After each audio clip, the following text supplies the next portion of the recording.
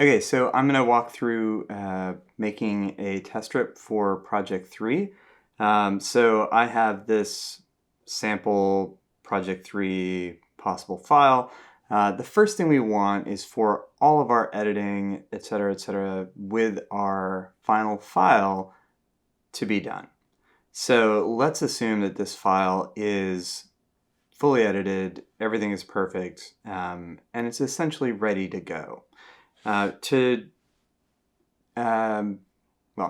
set it up for making a test strip, we also need to make sure that it's at the right size to print, right? So whatever our final size is, that's what we're going to set it up as.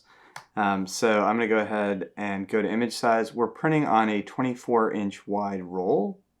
So that means, right, we're going to not spend a huge amount of money and have it be like 24 inches wide and a whole lot taller. We're going to have it be end up sort of horizontally on that dimension. So that 24-inch wide roll, that's going to be the long side of our image.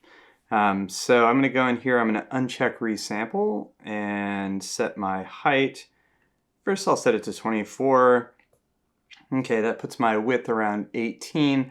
I'd like an inch top or bottom of margin. So I'm going to set it to 22. That's going to give me 22-inch height again, and my width is what it is. If you notice weird distortion happening, make sure that this little thing has these lines coming off of it. This is a terrible user interface design because if I click it, the lines would go away and the chain would still be there, implying that there's still some kind of linkage happening, even though there isn't. So again, I have resample unchecked, so this should all be there no matter what. If for some reason, right, this is unchecked and you change it, it will change one dimension but not the other, and it would squish it or stretch it depending. But again, we're going to set it to, cancel that, image size, height, 22. Oh my god, I hit resample again. There we go. Height, 22. So that's going to fit on our 24-inch roll with an inch top and bottom. I'm going to note my resolution, 255.591. If I were intelligent, I would have a piece of paper handy to write that down. Since I do not, I'm going to write it down on my phone, because that's how we do these things now. 255.591. Okay, great. So there we go. Now you can, and I will say generally speaking that I do, resize that, well, not resize, change my canvas size to be my final piece of paper dimension. This will give me that nice white border and I'll be able to see what it looks like. So I'm going to do that. I went to canvas size, and here we have my width and height, right? There's our 22. Width is some random number, 17 and change. I would like there to be a 1-inch border all the way around, which means I need to make it 2 inches bigger on all sides. Cool. There we go. Zoom out a little bit. You can see that lovely border. It's transparent right now because my image was not flattened. I'm going to just go ahead and throw a solid white color in there.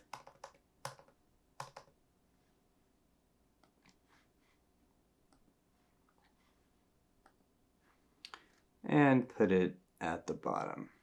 Okay, so that is what it is going to look like when it comes out. And it is 23.999, right? That's 24. And the width is 19.152. So we're going to be charged, right, when it comes out of that roll, we're going to be charged for the width, right, because they're going to print it sideways. We should not need to reorient our final print, whatever. It's always good to talk to your printer before you do it, just to make sure nothing has changed. but you shouldn't have to do that. They will simply orient it whichever direction is most efficient. Okay, so there we go. 24 by, what did I just say? 19.152, and still that same resolution, 255.591. Now, when I go to make a test strip, I'm going to be wanting to work from a flattened file. So the first thing I'm going to do, I'm going to save this file, right? Make sure that I've saved it. Then I'm going to save as. Oh, sorry, currently saving. Boop, boop, boop. 39%. I save it first, and then I save as before I flatten it. That way I can make sure that the thing I'm flattening is that saved as file. Right? I don't want to accidentally screw it up and flatten the wrong thing, or save it once it's flattened and forget to rename it or whatever. So I'm going to go here to save as. Oh, you know something else we should check? Because I just noticed it down here. I want to check my bit space, or bit depth and color space. The important thing is to match your test strip to your regular file. In this case, it's in ProPhoto and 16-bit, which I don't really need, so I'm going to change those to 8-bit.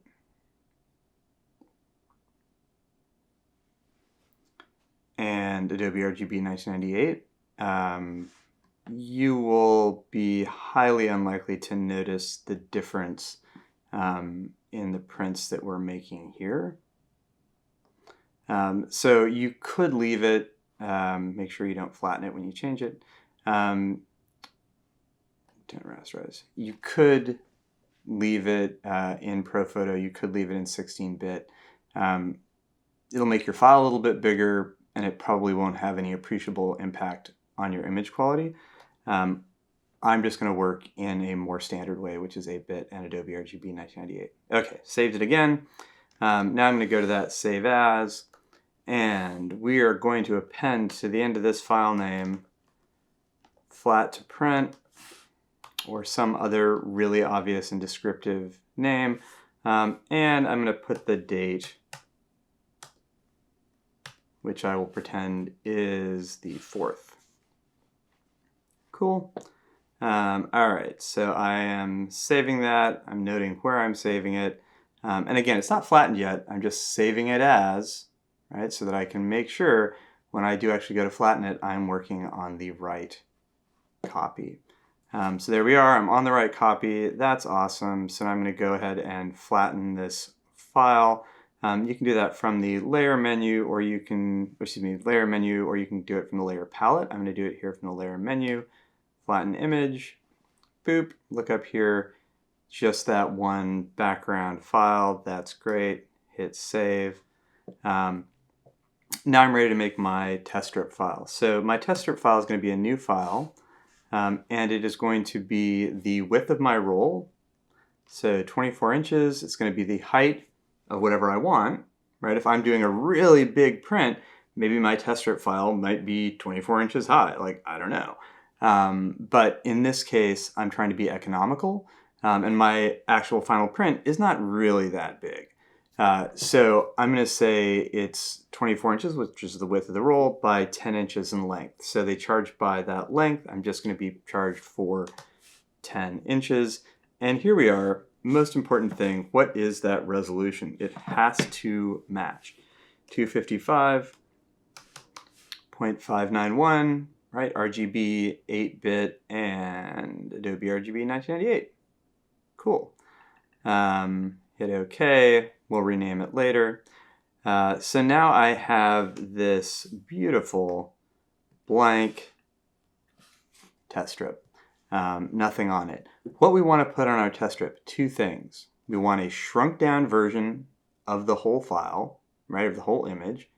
And then we want pieces of the image that are important at full size. Right now, because our resolution is the same in both my test strip file and my print file, anything I copy from my print file and paste into my test strip file will be pasted the same physical size as it is in my print file. All right, so if I were to just copy and paste stuff, print that out from my test strip, print out my big print file, hold them up right next to each other, right? I could even like cut out the little pieces from my test strip and paste them on my actual print. They would be identical. Size would be the same. Because we're printing them on the same paper, right, with the same printer, both important, they should be completely identical in that test strip and that final print, if you were to print it right now. So that's what the copied over pieces are for. The shrunk down one is just so you can get a sense of the overall color and tone, right? Shrinking it down means we won't be able to tell detail because we've scaled it, but we will be able to get an overall sense of what the image looks like. So coming back here to my flat to print thing, select all, Command A, copy, Command C, come back to my test strip, paste, Command V, and then I'm going to free transform, Command T, grab that corner, hold down Option to shrink it toward the center if you wish. I don't need to worry about those white bits, right? I don't want to stick it all the way to the edge, but I don't need to worry about the margin because there's nothing in the margin. Okay, there we go. Again, you can rotate it sideways if you want to make it a little bit bigger, whatever you wish. Here, I don't have a whole lot of space for the details, so I'm just going to keep it vertical.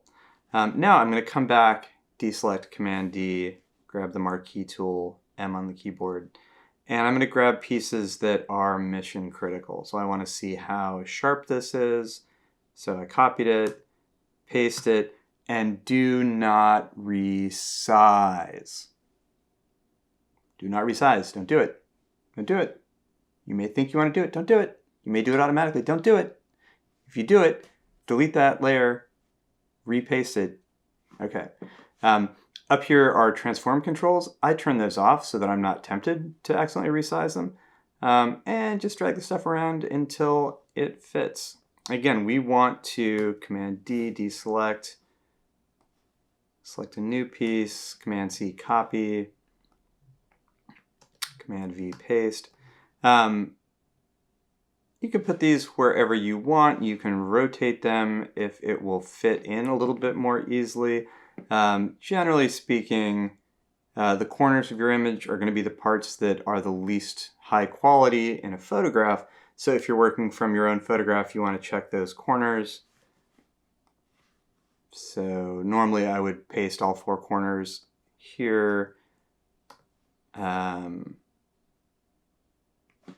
I am not going to worry about that as much. I am, however, going to, let's see, we got that. I'm going to grab this sort of diamondy thing and a little bit of that fur to see how the edge looks on that. Similarly, if you have areas that you were worried about color gamut or anything like that, totally copy those. That's a really important action. And what else? Let me zoom in at 100% here, right? Image quality is not great. This looks kind of crappy. But, you know, it is what it is. All right, I'm going to grab another little bit from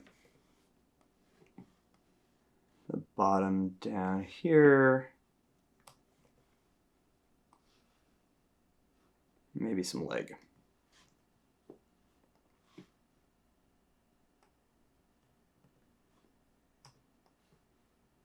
Cool. If you find that stuff is, you're stacking up these things, every time you paste, it's a new layer, right? It may lay over the top of something else. If I have the Move tool V on the keyboard and Auto Select Layer checked, I can simply click on those layers and move them around, right? I can also change the order here. Again, resist the urge to be like, oh, I could make that a little bit bigger, right? No, don't do that. Please don't make it bigger. Don't do it. Bad idea. The whole point is to have them be the same size as what they are in the print. Okay, I've got just a little bit more space left over here. I'm going to grab some of that other text.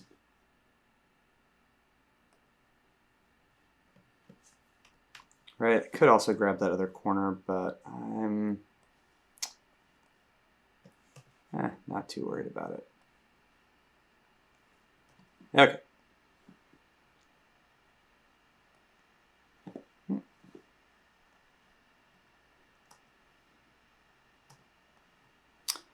All right, drop that in there.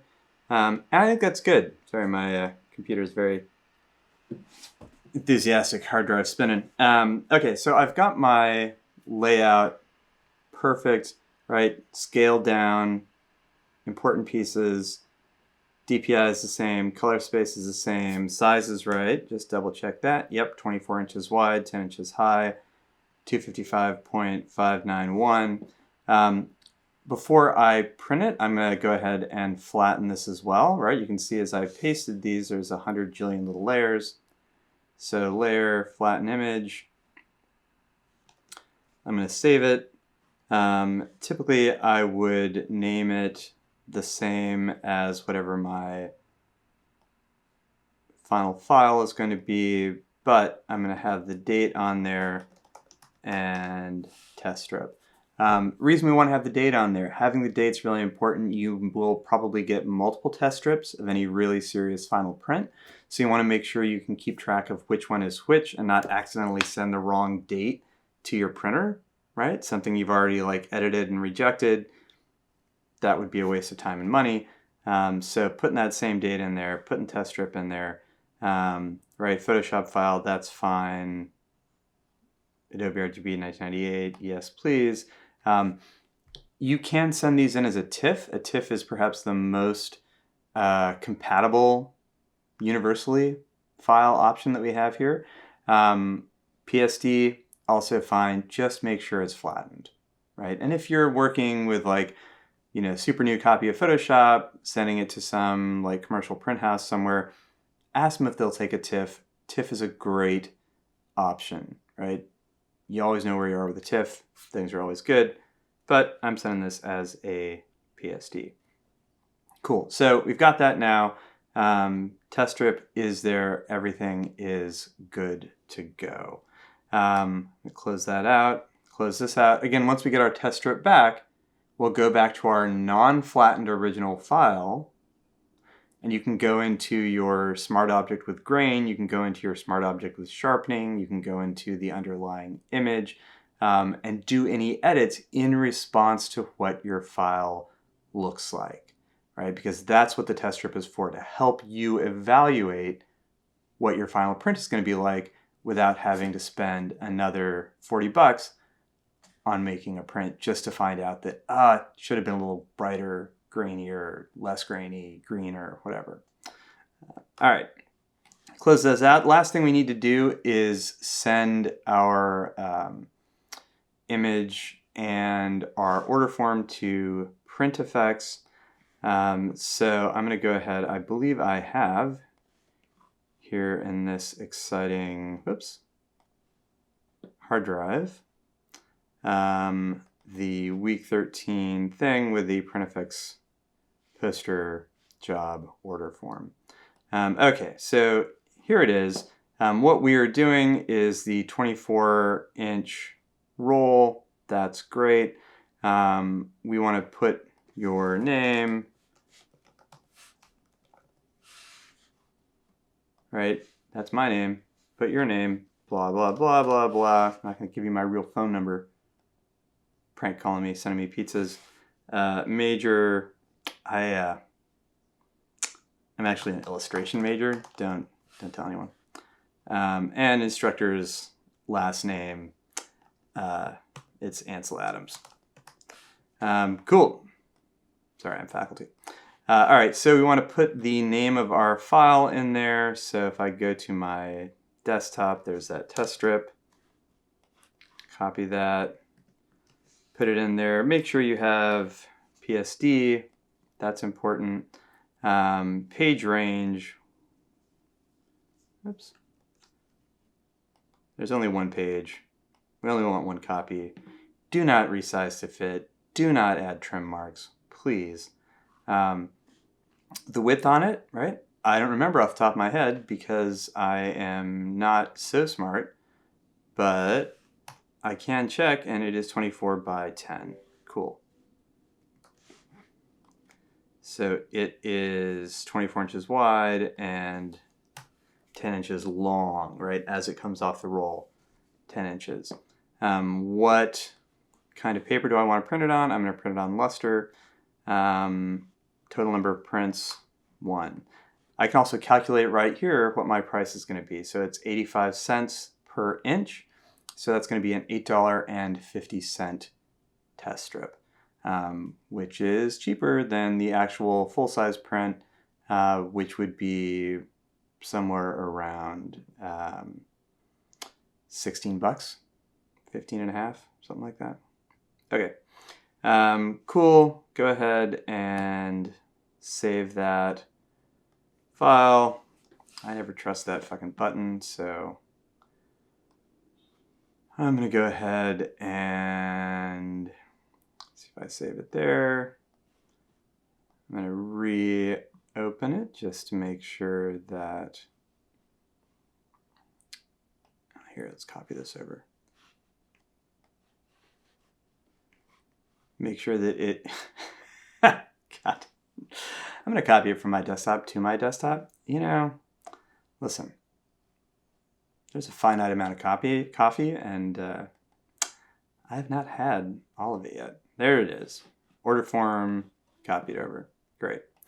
All right, so I'm going to just open it up again, just double check. Yep, all that information is there. Lovely. I'm going to make a new folder, and that folder is going to be called my name, the date,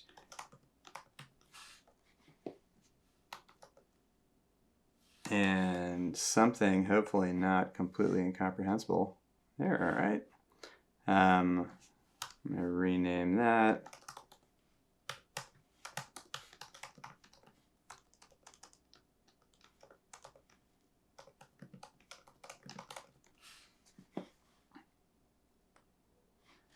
Okay, so drop that in there, drop my test print in there, and there they both are.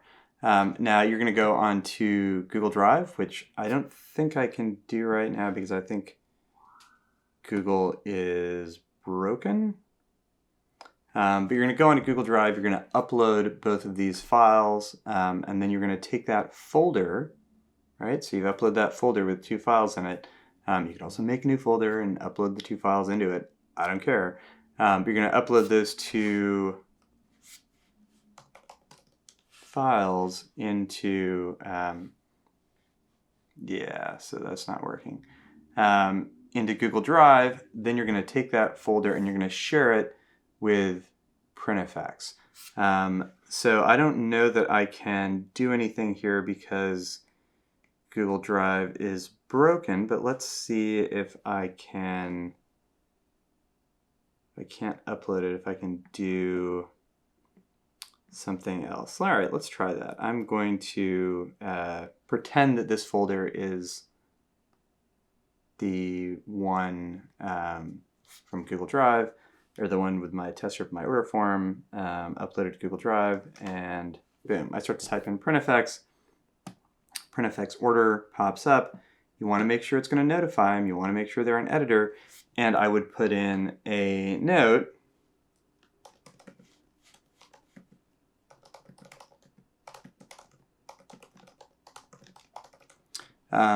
Right? Just be polite, right? You want to make sure that you are as clear as you can be with what it is that you're trying to do so that there is less ambiguity or confusion on the part of them, and so that you also, if you suddenly realize you don't actually know what you want, that you have a chance to stop and think about it.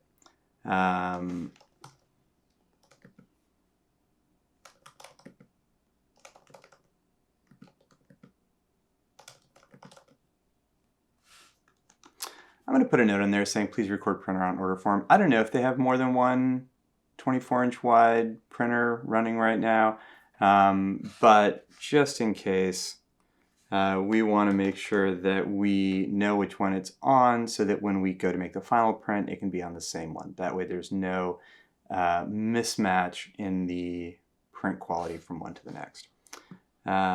Cool, and then I would hit send, which I'm not going to do with this. All right, so there you go. That's making your test strip. Once you get it back, you'll evaluate it. You'll make any edits that you might want to make, and those edits will be made on the original PSD of your file. Once that's edited to your liking, you can go ahead and make a new flat to print with a new date. And if we were out there in the real world, we would then make another test strip and evaluate that to make sure it was right. Here, we're going to make the changes based on that first test strip, and then you're probably just going to print the final file, right? We do not really have time to go through multiple rounds of test strips. But that's it. That's how you make a test strip. Hope that answered some questions, cleared up any confusion, and I look forward to seeing them next class.